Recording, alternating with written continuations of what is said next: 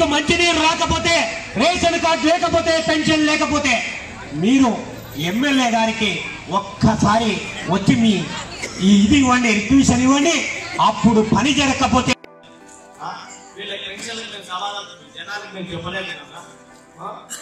అది ఎందుకంటే మాకు మేజర్ సమస్య ఏంటంటే మన రజక్ నగర్ లో ఎంత పెద్ద వరద వచ్చిందంటే అసలు ట్యాంకర్లు పెట్టి వాళ్ళకి నీళ్లు కూడా లేవు.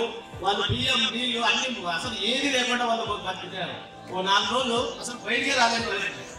మేము ఫోటోలు చూపించారు, ఇప్పుడు మేము చూపించాను. మాట్లాడడానికి ఇక్కడ జిల్లా సెక్రటరీ గారు మనకి అందుబాటులో ఉన్నారు. ఆయన మాటలు తెలుసుకున్నాం. సార్ చెప్పండి సార్, ఇప్పటి వరకు ఎలా జరిగింది జన్మభూమి కార్యక్రమం?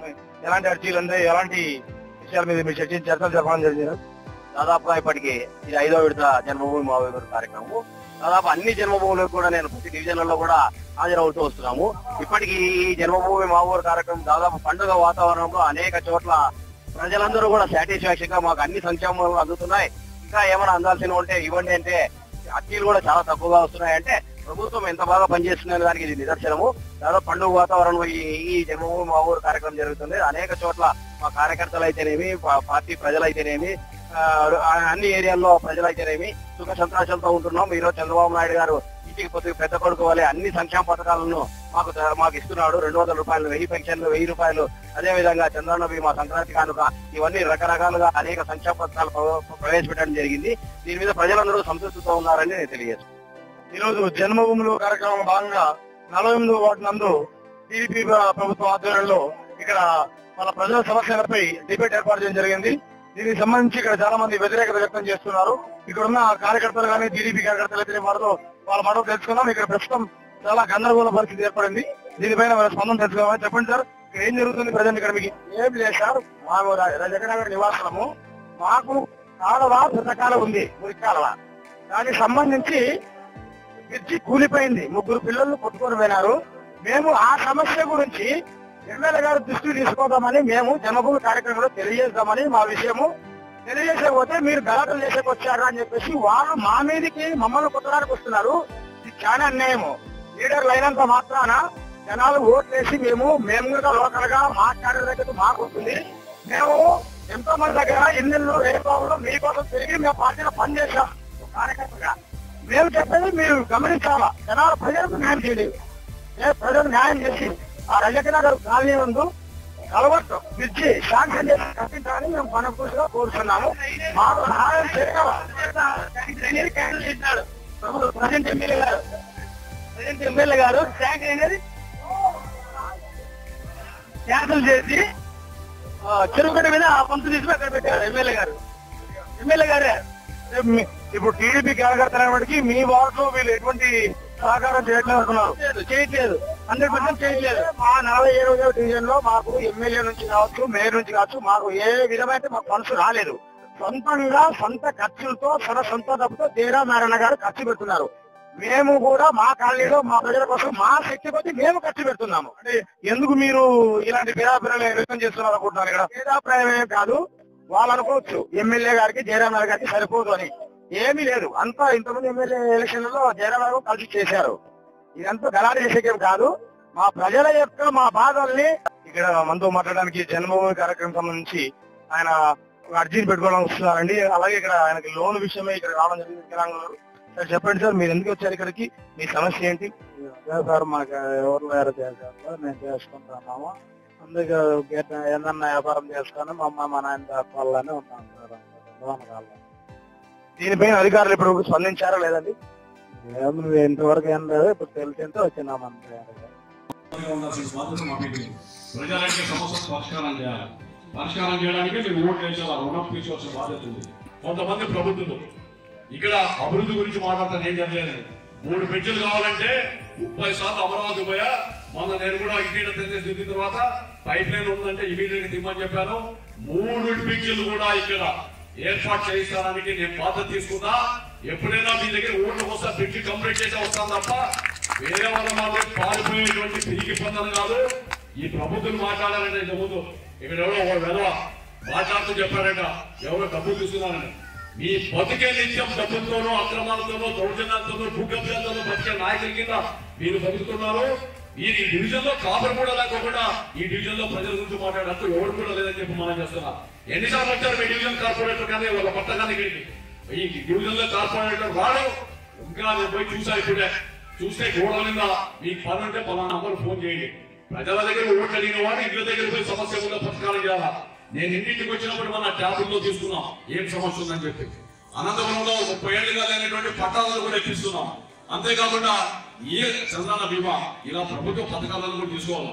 డబ్బులు తీసుకొని మనుషులలో మరి అరాచక శక్తుల్ని రౌడీని జుట్టాలను వెంటేసుకుని సమాజాన్ని భ్రష్టు పట్టించాలని చెప్పి తెలుగుదేశం పార్టీ నాయకుడు చేసిన ప్రజాప్రతినిధులు చేసినా కూడా బుద్ధు చెప్పేటువంటి పరిస్థితిలో ప్రజలు ఉన్నారు తప్ప నేను ఎమ్మెల్యే ఉన్నంత వరకు ఈ డివిజన్ గా అనంతపురంలో ఎక్కడైనా తోడ్చాలని చేసినా ఎవరి మీద రౌడీలు పెట్టి పూజించినా కూడా వాళ్ళకి తప్పకుండా సరైన ప్రజాసభబద్ధంగా బుద్ధి చెప్తామని చెప్పి మనం చేస్తున్నాం. నిన్నటి నుంచి సమాధానం చేస్తున్నాం. ఎప్పుడు కూడా ప్రజల పట్ల కానీ బాధ్యత లేకుండా కేవలం ఎప్పుడు ఎలక్షన్ అప్పుడు 100-200 పంచి మనం ఎక్కడో కాపురం ఉండి రాజకీయాలు చేయడం కరెక్ట్ కాదు. ఎవరైనా కార్పొరేట్ అంటే సొంత డివిజన్ లో కాపురం ఉండాలా. అప్పుడు నీకు హక్కు వస్తుంది, బాధ్యత వస్తుంది. ఈ తల్లి కాపురంలో లేకుండా ఎక్కడో కూర్చొని మాట్లాడితే అది మంచి పద్ధతి కాదు. ప్రతి వాడికి బయట ఉండాలి. మీరు అధికారులు కూడా ప్రజల కోసం పెట్టింది, రాజకీయ నాయకుల కోసం కాదు. మీరు బయట ఇవ్వడం తప్పదు. మొట్టమొదట ఏదంటే సమస్య సౌండ్ సృష్టించే వల్ల పెన్షన్ తల్లి కావాలని చెప్పి చెప్పాలని చేయాలి. అర్జీలలో వచ్చే పెన్షన్స్ ఎన్ని వచ్చాయి? పెన్షన్ 128 అప్పటికి వచ్చాయా? 120 పెన్షన్ కూడా ఈ లోక సాంకేస్తున్నాం. నేను ఈ వేదిక ద్వారా మనం చేస్తున్నా. మీకు బాధ్యత వహిస్తున్నాం, జవాబుదారిగా ఉన్నాం.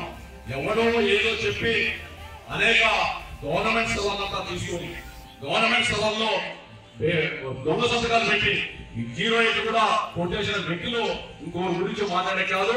సూర్యుని వైపు తలెత్తి ఉమ్మేస్తే ఆ ఉమ్ము మీ మీద పడుతుందని చెప్పి కూడా మనం చేస్తున్నా. మొట్టమొదట మీ ప్రజలంతా కూడా నిర్మించాలా. మీరు ఈ డివిజన్ లో ఓటు చేసుకున్న కార్పొరేటర్ డివిజన్ లో కాపుకున్నప్పుడే ఇక్కడ మాట్లాడే హక్కు ఉంటుంది. తప్పుడు మాటలు మాట్లాడేటువంటి విధానం మంచిది కాదని చెప్పి మనం చేస్తూ భవిష్యత్తులో ఈ డివిజన్ ని నేను అలక్ష్యం చేసుకుంటున్నా. ఈ డివిజన్ ని దత్తత తీసుకుంటున్నా. నేను ఎవరు కూడా మా పార్టీ తరఫున కూడా ఇన్ఛార్జిగా నేనే ఉంటాను. ఈ డివిజన్ లో ఈ యొక్క డివిజన్ అభివృద్ధి పట్ల ప్రత్యేక శ్రద్ధ కనపరుస్తా. నేను ఎవరికి భయపడాల్సిన అవసరం లేదు. చట్టబద్ధంగా ప్రజాసంబద్ధంగా ఎంత చోటైనా కూడా చూసాం. ఈ యొక్క మాకు పెద్ద సమస్య కూడా కాదు. ఇలాంటి ప్రభుత్వ కార్యక్రమాలని జన్మభూమి కార్యక్రమాలని ఉంటే మన ప్రజల జవాబుదారిగా సమస్యలు సమర్థించే స్వేచ్ఛ ఎవరికైనా ఉంది. ఆ విధంగా కాకుండా అవకాశం వచ్చింది కదా అని చెప్పి ఎవరు లేని సందర్భంలో ఇష్టం వచ్చినట్టు మాట్లాడితే కరెక్ట్ కాదు. భవిష్యత్తులో ఇట్లాంటివి పిచ్చి పిచ్చి శాసనం చేస్తే ప్రజాస్వామ్యబద్ధంగా సమాధానం చెప్పాల్సి వస్తుంది. చాలా మంది చూసాం రౌడీలు చూడాలని. చాలా మంది సమాజంలో గాలికి పుట్టుకుని పోయారు. ఇట్లాంటి విధానాలు కానీ దౌర్జన్యాలు కానీ చేస్తే మన ప్రజలంటే భయపడాలి. రౌడీలకి గుండాలని ఎదిరించాలి. రౌడీలు గుండాలంటే ప్రజలు భయపడిస్తామంటే భయపడే ప్రశ్న లేదు. మీరందరూ కూడా అర్జీలు ఇవ్వండి. 128 పెన్షన్లు కాదు, ఇంకా 120 కావాలంటే ఎక్కువ ఇస్తారో ఈయన శాంక్షన్ జీరోలే చేస్తారో ఎవరు చేపట్టడం చూస్తుంది. ఈ ప్రభుత్వం ఉంది, చంద్రబాబు నాయుడు నేతృత్వంలో ప్రభుత్వం ఉంది. కొంతమంది పార్టీ గుర్తులు ఓట్లు ఎదుర్కొని పార్టీకి వెళ్ళిపోటు వచ్చేటువంటి వ్యక్తులు నిజంగా వీళ్ళు సామాజికంగా మనుషులుగా చదవమని కూడా అనవసరం చెప్పి వేదికగా తెలియజేస్తూ భవిష్యత్తులో ఈ వేదిక ద్వారా నేను దీన్ని వ్యవస్థ చేసుకుంటాను. అన్ని పార్టీల వల్ల కూడా కలిపి దీనికి ఒక ప్రజాసంఘం ఏర్పాటు చేసి మీకు అనునిత్యం అవసరం వారం కోసం కూడా ఈ డివిజన్ వచ్చి రేషన్ కార్డులే కాదు అన్ని సమస్యల పక్షంగా చూసాం. అనంతపురం నియోజకవర్గంలో నేను శాసనసభ్యులైనా కూడా ఒక పార్టీ ఇన్ఛార్జ్ గా ఈ డివిజన్ ఇన్ఛార్జ్ కూడా ఎలా ఉంటానని చెప్పి వేదిక తెలియజేస్తున్నా. అట్లా వాళ్ళు కూడా వచ్చి ఆ జింకలు మొత్తం పార్క్ నాశనం చేస్తానని చెప్పి ఇంకా కార్పొరేటర్ చేతిలో ఉండకూడదని దాన్ని తీసేసి గవర్నమెంట్ కి ఇప్పించాను. ఆర్కేల్ చేసే పనులన్నీ అట్లా ఉంటాయి. తర్వాత ఎవరైతే భూములు అక్రమార్జన చేశారో వాళ్ళ కొట్టాల్సిన వ్యక్తులు సోదరుడు పనిచేసి చెప్పినట్టు ఒక భీష్మ వాళ్ళ దగ్గర పేకాడు క్లబ్ ఉంది. అది ఈ మొన్నటి వరకు నేను ఎమ్మెల్యే కూడా పేకాడు క్లబ్ దాన్ని రాత్రి వచ్చి మంచి మ్యూజియం పెట్టుకున్నాం. ఈ విధంగా ప్రభుత్వ ఆసుపత్రిలో మార్పు తీసుకొని వచ్చాం. సూపర్ స్పెషల్ హాస్పిటల్లో గవర్నమెంట్ లో ఎండబడి తీసుకుని వచ్చాం. తీసుకొని వస్తే ఒక విధవ ఒక ప్రభుత్వం పోయి ఆ సూపర్ హాస్పిటల్ గంటలో కూడా పిలుస్తుంటే పోయి నేను ధైర్యం ఇచ్చాను. ఎట్టి పరిస్థితుల్లో కూడా నువ్వు పని శంకుస్థాపన తప్పలేదు, మార్చి కంప్లీట్ అవుతా ఉంది. నా వార్డు నా పంచాయతీ నాకే ఇస్తామని ఎప్పుడు ఇలాంటి సమాజం మీద ఇతరుల మీద పడి బ్రతికేటువంటి వ్యక్తులు కూడా పైన సూర్యుని ఉమ్మేస్తే మీద పడుతుందని ఈ విధమైనటువంటి ఆలోచనలు మానుకొని మనం చట్టబద్ధంగా ప్రజాసంబద్ధంగా ప్రజల జవాబాదుగా ఉన్నందుకు వివరించాలా. ఇది ఆఖరిగా ఇచ్చేటువంటి అల్టిమేట్ ఇంటి పరిస్థితిలో కూడా ఇలాంటి సాధనీయం. భవిష్యత్తులో కూడా ఈ కార్యక్రమాలు ఏవైతే ఉన్నాయో ఈ డివిజన్ నేనైతే చెప్పానో ఇన్ఛార్జ్గా నేనే బాధ్యత తీసుకుంటాను. వారానికి ఒకసారి వచ్చి అందరికీ కూడా కలిసి ఈ పెన్షన్స్ కూడా మీరు అర్జీలు కూడా ఇక్కడే ఇవ్వండి. ఇప్పుడే శాంతం కూడా వస్తుంది. ఇక్కడే ఏమేమి కావాలో చెప్పండి. ఎవరు రేపటి కూడా వస్తుంది. సందర్భంగా స్థానిక ఎమ్మెల్యే ప్రభాకర్ చౌదరి గారికి రావడం జరిగింది. ఇక్కడ ఆయన విషయాలు తెలుసుకున్నాం. సార్ చెప్పండి సార్, ఇక్కడ స్థానిక కార్పొరేటర్ గారి నుంచి వెళ్ళిపోవడం జరిగింది, దీనిపైన మీ స్పందన ఏంటి సార్? స్థానిక కార్పొరేటర్ ఇక్కడి నుంచి వెళ్ళిపోవడం కాదు, స్థానిక కార్పొరేటర్ కాపురపల్లేడు. వెళ్ళిపోవడం అంటే స్థానిక కార్పొరేటర్ అనే అయితే ఇది ఉంటే కదా, డివిజన్ అతనే కాదు, డివిజన్ లేదు కాబట్టి వెళ్ళిపోయాడు. ఇక్కడ జన్మభూమి సంబంధించి ఇంతవరకు సక్సెస్ అని అనుకుంటున్నారా? 100% ప్రజల సమస్యల పరిష్కారం కోసం ముఖ్యమంత్రి గారి నేతృత్వంలో ఉన్నటువంటి ప్రభుత్వం అన్ని రకాలుగా అభివృద్ధి సంక్షేమం సాధించాలనే లక్ష్యంతోనే ఈ కార్యక్రమాన్ని నిర్వహించడం జరుగుతూ ఉంది. అనేక ప్రాంతాల్లో దశాబ్దాల తరబడి అపరిష్కృతంగా ఉన్నటువంటి సమస్యల్ని పరిష్కారం కోసం ఇది ఒక మంచి వేదిక. 75% పనులను కూడా పూర్తి చేయడం జరిగింది. ఇంకా 10-15% ఉంటే ఈ జన్మ కార్యక్రమం మన రాబోయే జన్మ కార్యక్రమంలో పూర్తి చేస్తే 100% ఇది వస్తుంది. తర్వాత సమస్య అనేటువంటిది ఒక రోజుతో అయిపోయేటువంటి కాదు. ఈ రోజు రేషన్ కార్డు ఒక కుటుంబంలో ఇస్తే ఇంకొక కొడుకు పెళ్ళి అతను సపరేట్ అయితే మళ్ళీ కార్డు ఇవ్వాలా. పెన్షన్ కూడా 65 ఏళ్ల వయసు అనుకున్నప్పుడు 64 సంవత్సరాల 11 నెలలు ఉన్నటువంటి నెక్స్ట్ మంత్ కి అతనికి పెన్షన్ ఇవ్వాలా. తర్వాత కాలువ క్లీన్ చేస్తే మళ్ళీ గంటకు వస్తుంది, దాన్ని చేయాలా.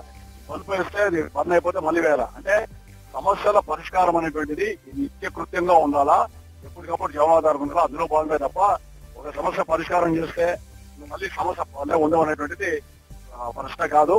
సమస్య కోసం అన్నిత్యం ప్రజాప్రతినిధుల భాగస్వాములు మేమంతా కావాలని బాధ్యత తీసుకొని పనిచేయాలి. అలాగే ఇక్కడ కార్పొరేటర్ గారు తీరు కూడా పని సరిగ్గా లేదని ఇక్కడ స్థానికులు అంటున్నారు సార్, దీనిపైన మీ అభిప్రాయం? ఆయన ఒక ప్రజాప్రతినిధిగా అవసరాలు కార్పొరేటర్, ఆ కార్పొరేటర్ గా ఇచ్చిన దాన్ని న్యాయం చేయాలా. ఆ డివిజన్ వదిలిపెట్టేసి ఆ డివిజన్ సమస్య తప్ప వేరేటువంటి మాట్లాడడం. తర్వాత ఈ సమస్య ప్రభుత్వ పరంగా వచ్చినటువంటి కార్యక్రమంలో భాగంగా పోయి అర్జీలు తీసుకొని ఇక్కడ అధికారులతో మాట్లాడి సామరస్యంగా పరిష్కారం చేయాలి. ఆ విధంగా కాకుండా ఏదో వచ్చి మైక్ లాక్కొని ఎవరు లేనప్పుడు 4 మాటలు మాట్లాడితే ఏదో మేము హీరో అవుతాం అనేటువంటి పరిస్థితి వచ్చింది. రౌడీజానికి గూండాయిజానికి ప్రభుత్వం ఉక్కుపాళ్లతో తొక్కుతుంది.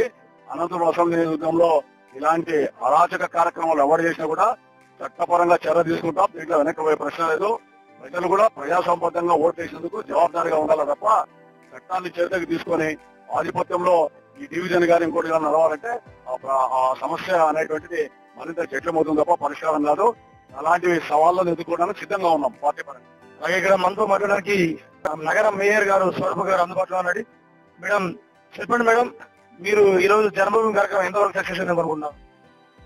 ఈ రోజే కాదు, గత 10 రోజుల నుంచి ఏ డివిజన్కి వెళ్ళినా చాలా చక్కగా అందరూ, ఎందుకంటే జన్మభూమి అనేది ప్రజల నుంచి సమస్య తెలుసుకొని అక్కడికి అధికారులు అందరూ ఉంటారు. అక్కడ పండుగ వాతావరణం ఏర్పాటు చేసి వాళ్ళకి ఏదైనా ఉండే సమస్య తీసే భాగంగా చాలా చక్కగా జరుగుతుందండి. ఇలాంటి అధికారులు మొత్తానికి చెప్తున్నారు జన్మభూమి కార్యక్రమం ఎంతో అట్టహాసంగా కంప్లీట్ అయిందని మీరు సక్సెస్ఫుల్ గా అయిందని అనుకుంటున్నారు. ఇటు ఓటు స్టూడియో ప్రవీణ్ తో కిషోర్ బాబు. ఇప్పుడు మనతో మాట్లాడడానికి జన్మభూమి కార్యక్రమం సంబంధించి మెప్మ ఆ కమ్యూనిటీ ఆర్గనైజర్ అనురాధ గారు ఉన్నారండి. చెప్పండి, ఇప్పుడు మీరు ఇంతవరకు ఎలాంటి అర్జీలు అందాయి, దీనిపైన మీరు ఏం చేయాలనుకుంటున్నారు? మా మెప్మ కార్యక్రమంలో మా యొక్క సంస్థకు సంబంధించిన అర్జీలు అంటే ఏమేమంటే, ఎవరికైనా వడ్డీలు రాలేదని, వడ్డీలు కానీ, చంద్రన్న బీమా స్కాలర్షిప్లు కానీ, చంద్రన్న బీమా బాండ్లు కానీ, స్వయం సహాయక సంఘాలలో ఎవరైనా ఇంతవరకు గ్రూపులో లేని వాళ్ళని గ్రూపులు చేయడము, ఇంకా ఒకటి వికలాంగులు సంబంధించిన గ్రూపులు తయారు చేయడం, ఇవన్నీ మా యొక్క మెప్మ సంస్థ యొక్క ఇవన్నీ భాగాలు సార్.